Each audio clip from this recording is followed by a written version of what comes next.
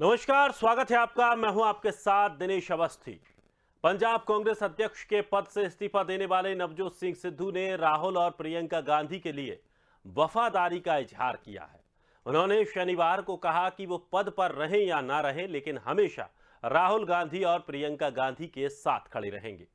सिद्धू के इस बयान से ये कयास लगाए जा रहे हैं कि वो सीएम चरणजीत चन्नी के साथ बने सहमति के फॉर्मूले से खुश नहीं हैं। सिद्धू की बातों से लग रहा है कि वो पंजाब कांग्रेस की प्रधानी छोड़ने का मूड बना चुके हैं। हालांकि सिद्धू के इस्तीफे के बारे में अभी तक कांग्रेस हाईकमान ने कोई भी फैसला नहीं लिया है। सिद्धू ने कहा कि वो महात्मा गांधी और लाल बहादुर शास्त्री के आदर्शों पर चलते रहेंगे। सभी नकारात्मक ताकतें उन्हें हराने की कोशिशें कर रही हैं, लेकिन वो हमेशा सकारात्मक रवैये से पंजाब और पंजाबियत की जीत के लिए काम करते रहेंगे। सिद्धू ने राहुल और प्रियंका गांधी के साथ खड़े रहने की बात कही है। इससे पहले कैप्टन अमरिंदर सिंह ने दोनों को अनुभवहीन बताया था। अमरिंदर ने कहा था कि उनके सलाहकार उन्हें गुमराह कर रहे हैं, और माना जा रहा है कि नाराजगी बताने के साथ सिद्धू ने अमरिंदर को भी इशारों इशारों में जवाब दिया है। सिद्धू की चन्नी से मीटिंग हुई, लेकिन उसके बाद मामला सुलझा या नहीं, इसको लेकर दोनों पक्षों से कोई भी आधिकारिक प्रक्रिया अभी नहीं आई है।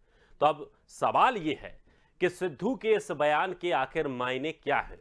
क्या वो ऐसा करके खुद को गांधी परिवार का करीबी बताना चाहते हैं? क्या वो पंजाब के कांग्रेस नेताओं से खुद का कद बढ़ाना चाहते हैं, या अब उन्होंने मान लिया है कि अब पद बचाना मुश्किल है, इसीलिए राहुल और प्रियंका का जाप शुरू किया जाए? तमाम सवाल हैं। इस सवालों के साथ आज हम चर्चा शुरू करेंगे। हमारे साथ मेहमान जुड़ रहे हैं।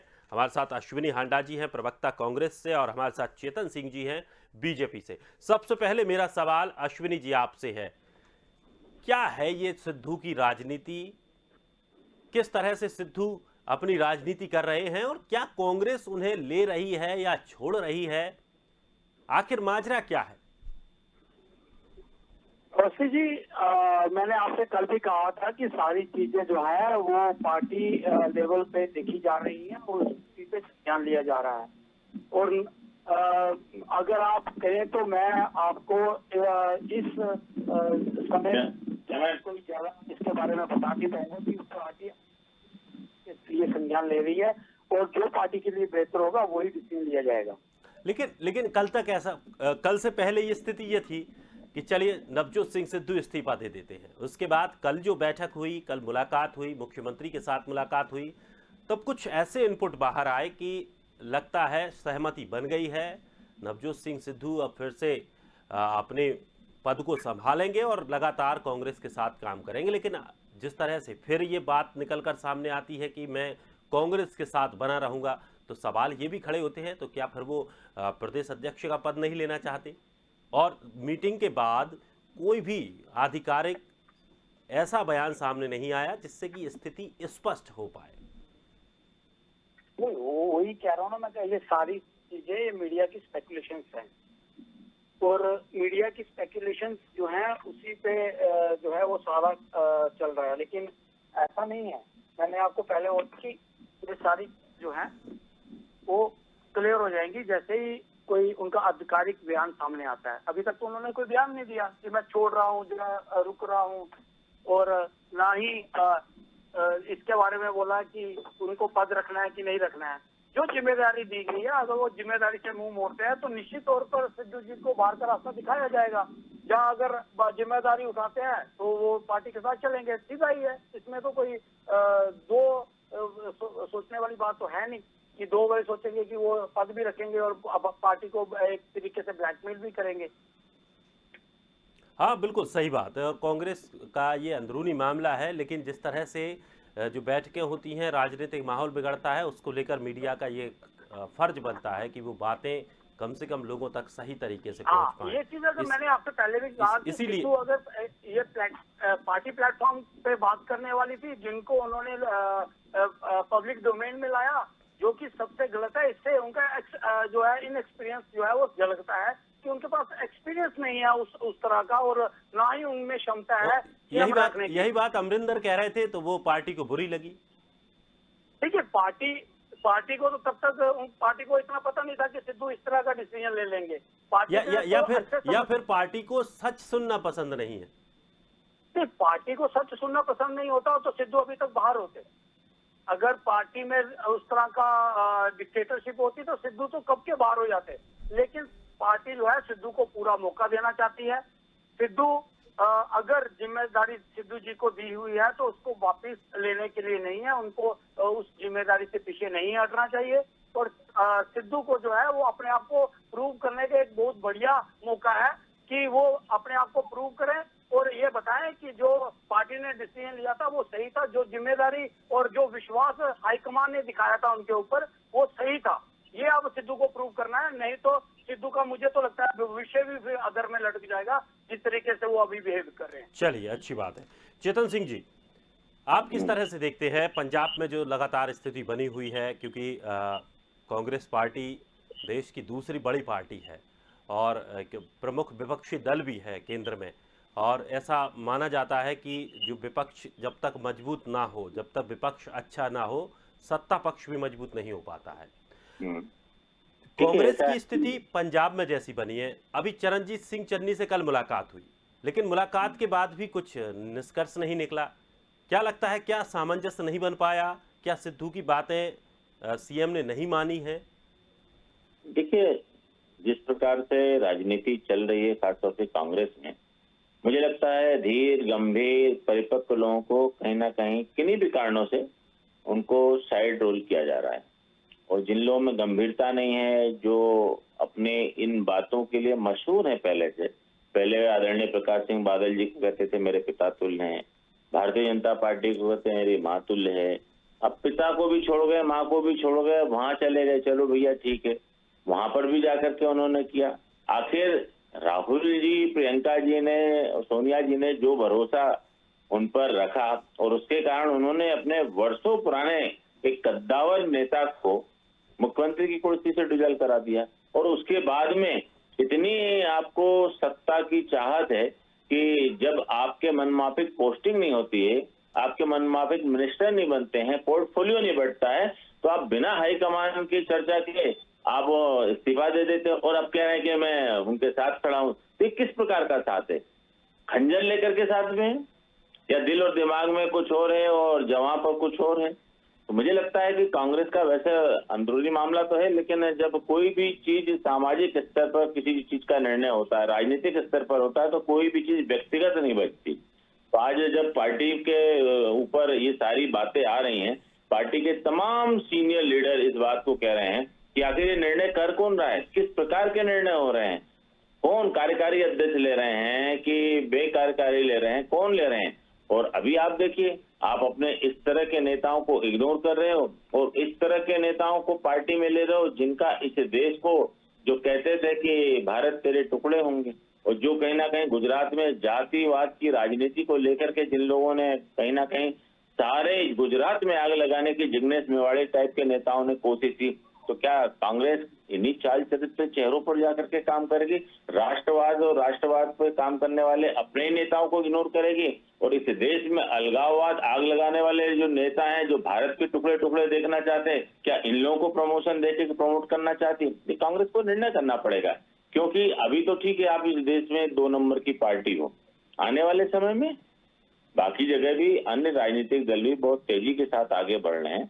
अगर कांग्रेस का यही चाल चरित्र चेहरा, इसी सोच के साथ अगर कांग्रेस काम करती रही, इसी प्रकार से अपरिपक्व निर्णय आएंगे, तो मुझे लगता है नवजोत सिंह सिद्धू टाइप नेताओं का प्रमोशन होगा, कांग्रेस पार्टी का हर जगह डिमोशन होगा।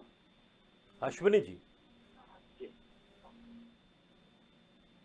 सर देखिए, भारतीय प्रवक्ता ये कांग्रेस को ज्ञान ना दे तो ज्यादा बेहतर है, ये क्योंकि भारतीय जनता पार्टी ही वो पार्टी है जिसने आज देश के टुकड़े टुकड़े कर दिए हैं। आज आप मिजोरम और असम को, राज्यों को आपस में लड़ा दिया इन्होंने। आपने देखा असम के अंदर क्या हो रहा है, कैसे लोगों के ऊपर धर्म के नाम पर उनका प्रताड़ना हो रही है। आज देश के सामने है भारतीय जनता पार्टी ने किस प्रकार जम्मू कश्मीर जैसे प्रदेश के 2 टुकड़े करके 2 राज्य 2 यूटी बना दी। इससे बड़ी विडंबना देश के लिए क्या होगी? भारतीय जनता पार्टी आज देश के टुकड़ों करने से आतुर है और आपके सामने है, कोई इसमें तो दोहराई नहीं है कि भारतीय जनता पार्टी जो है देश को जोड़ने का काम कर रही है।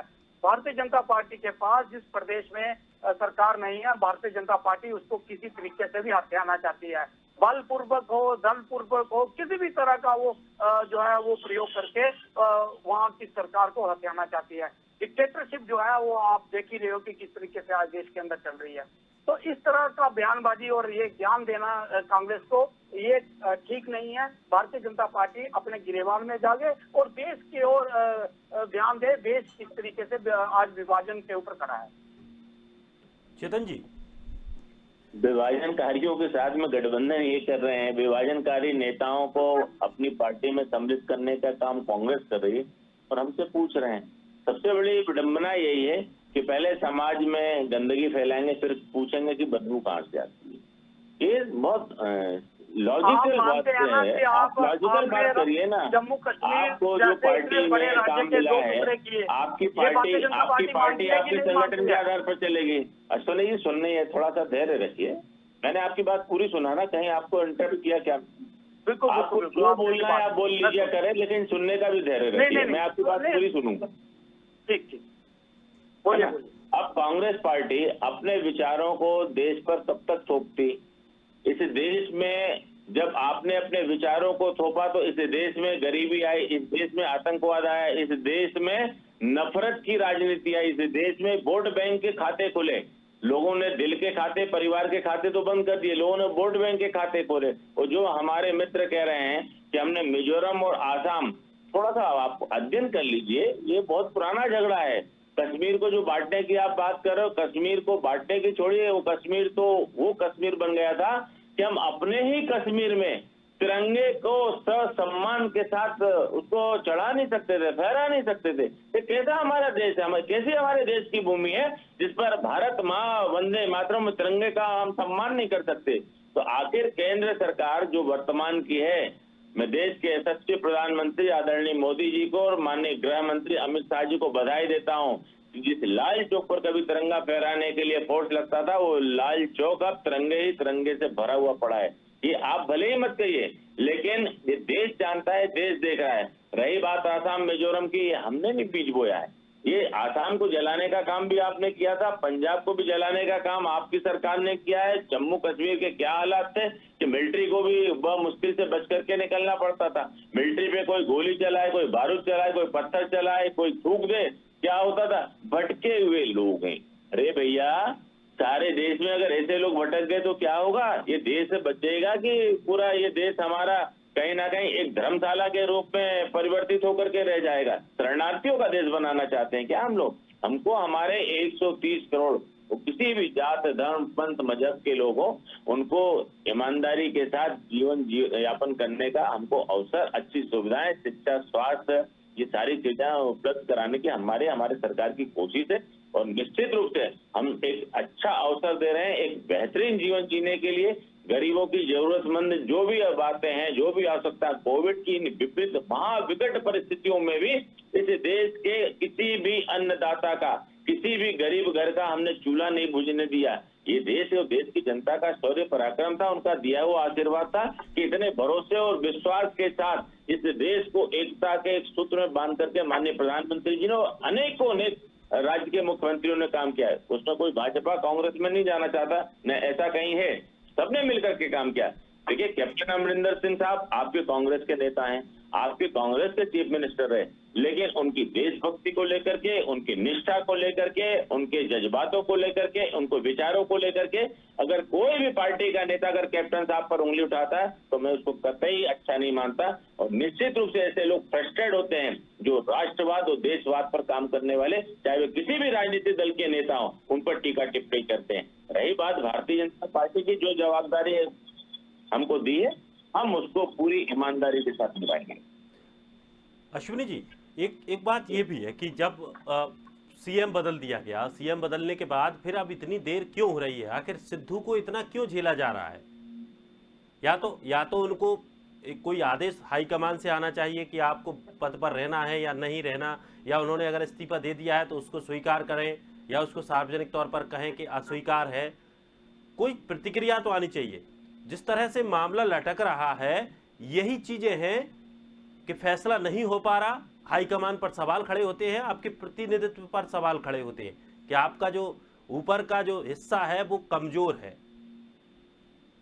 निश्चित तौर पर मैं आपकी बात से पूरी तरह सहमत हूं कि जितना भी डिले होगा उससे उतनी ही पेचीदगियां बढ़ेंगी, इसमें कोई दो राय नहीं है। चाहे वो कैसे भी चीजें हो, जब किसी चीज में डिले होता है तो पेचीदगियां और ज्यादा हो जाती हैं और उसका सुलझना जो है वो उतना ही मुश्किल हो जाता है।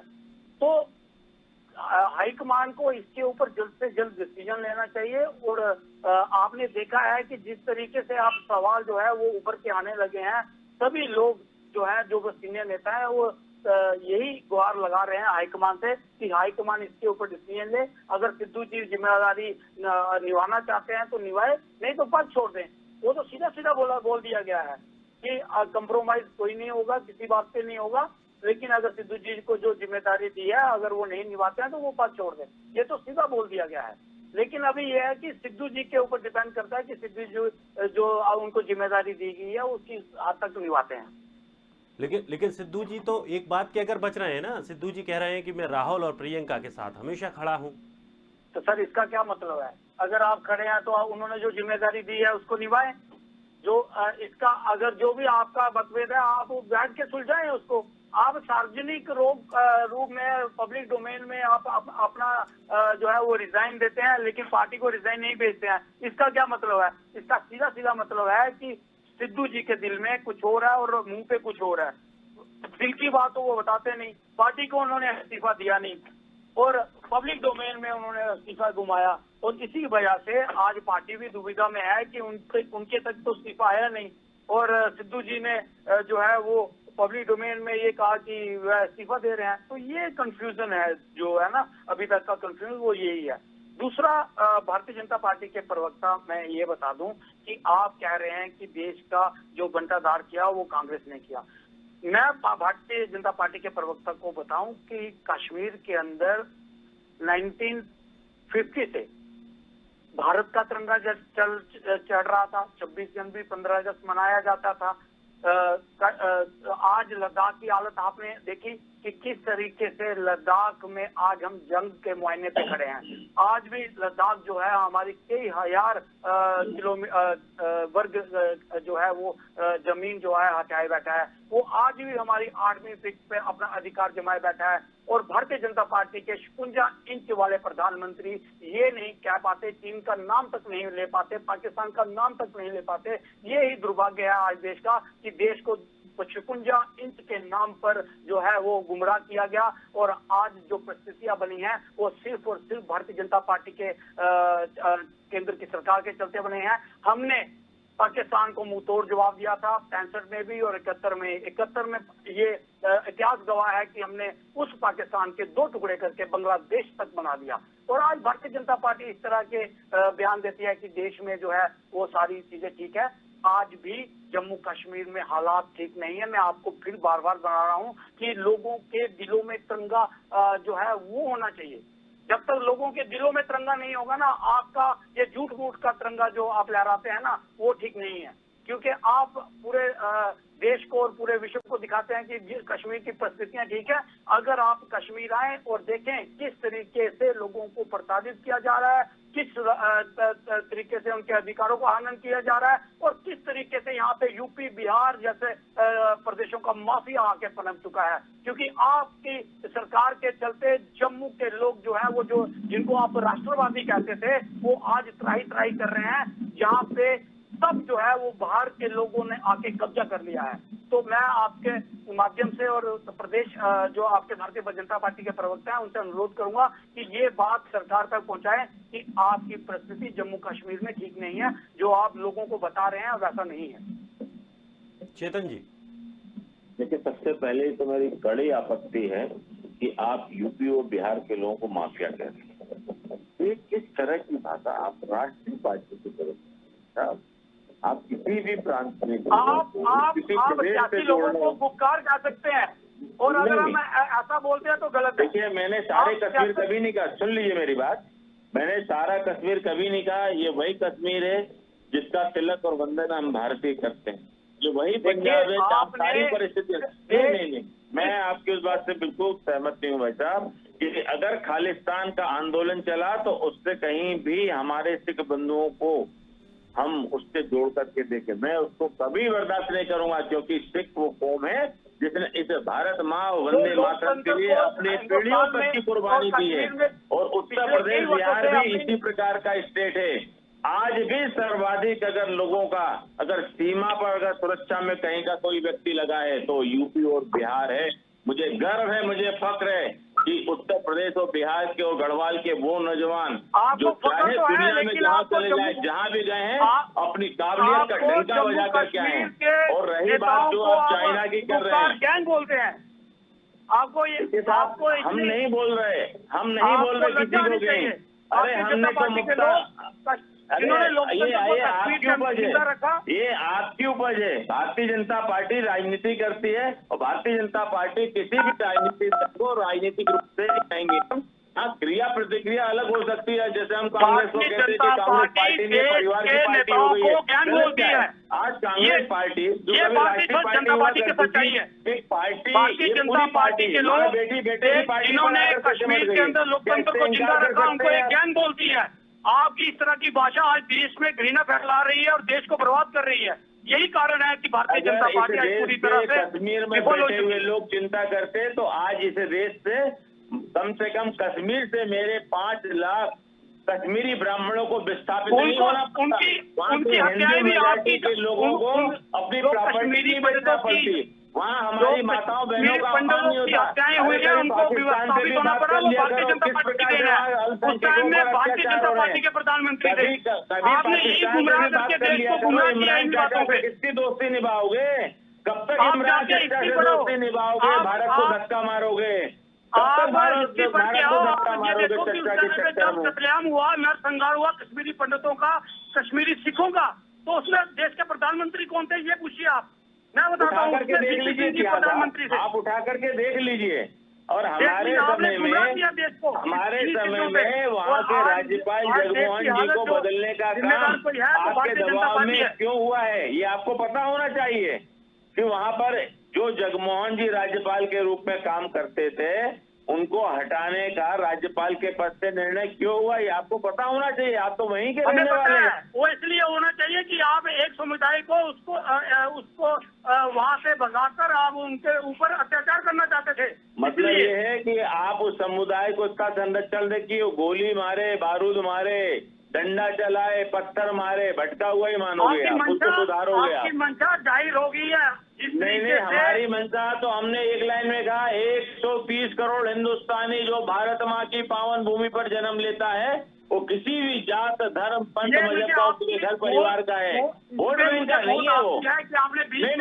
नहीं, देखिए अभी कल ही आप लोगों ने गांधी जी की जयंती मनाई है, हम सबने जयंती मनाई है। अश्वनी जी सुनिए आप, अश्वनी जी अभी कल हम सबने मिलकर के, आपने भी गांधी जी की जयंती मनाई है। गांधी जी की जयंती तभी सार्थक होगी जब उनके विचारों के साथ हम अपना जीवन जिए। केवल राहुल गांधी और सोनिया गांधी की वफादारी करके गांधी जी के विचारों को सार्थक नहीं कर सकते हम। अगर गांधी के विचारों को सार्थक करना है तो उस महात्मा गांधी के विचार को सार्थक करिए, न कि राहुल गांधी और सोनिया गांधी के विचारों को सार्थक करेंगे आप। आप ये बताएं कि जिन्होंने महात्मा गांधी की हत्या की वो कौन थे? आतंकवादी था कि नहीं था? आप बताइए, हत्यारा था कि नहीं था? इस कानून में जिसने जुर्म किया है, जुर्म साबित हुआ है तो इस संविधान में सारी व्यवस्थाएं दी गई हैं। मेरे कहने से न तो कानून बदल जाएगा न अपराध बदल जाएगा। सोनी जी, मेरे कहने से कुछ नहीं बदलेगा, लेकिन इस IPC की धारा में जो बातें हैं उसके एविडेंस है तो वो उसका कसूरवार है। एक स्वतंत्रता सेनानी बताया है गांधी के हत्यारे को। अभी मेरे मध्य प्रदेश के ग्वालियर में सुन लीजिए अश्वनी जी, हमारे भाई साहब जो स्वदेश से अभी आपसे बात कर रहे हैं एंकर जी, उनको पता है, वो आपसे चाहे तो आगे पूछ लें कि उसी ग्वालियर में जिसने नाथूराम गोडसे की मूर्ति बनाई थी उसको कांग्रेस पार्टी की आपके मुख्यमंत्री जी ने सदस्यता दिलाई है। पूछिए आप एक बार, आपके विचारों में भिन्नता क्यों है? नाथूराम गोडसे की नहीं था, बताइए अगर आप नथुराम गोडसे से नहीं है, आप नथुराम गोडसे को नहीं अपना अनुयायी मानते मैं हैं, भारतीय तो आप जनता बताइए पार्टी देश के का सामने। कार्यकर्ता हूँ, सुन लीजिए आप, मैं भारतीय जनता पार्टी का कार्यकर्ता हूँ, न तो मैं आपका प्रवक्ता हूँ, न जिनका पूछ रहे मैं उनका प्रवक्ता हूँ। मैं भारतीय जनता पार्टी चलिए की बात रखने के लिए बैठा हूँ। चलिए चेतन जी, अश्विनी जी, बहुत बहुत शुक्रिया हमारे साथ जुड़ने के लिए और तमाम अपनी बातें रखने के लिए। लेकिन सिद्धू की सियासत अभी भी पंजाब में धमाल मचाए हुए है। हाईकमान कुछ फैसला ले नहीं पा रहा है, सिद्धू अपनी मनमानी भी कर रहे हैं। लगातार एक दिन कुछ न कुछ सिद्धू पे छोड़ते रहते हैं, जिससे कि पंजाब में और कांग्रेस में बड़ी बेचैनी भी बढ़ी हुई है। देखना यह होगा कि क्या कुछ निर्णय सिद्धू को लेकर के हो पाता है। फिलहाल इस खास कार्यक्रम में इतना ही। ताजा तरीन खबरों के लिए आप बने रहिए स्वदेश के साथ।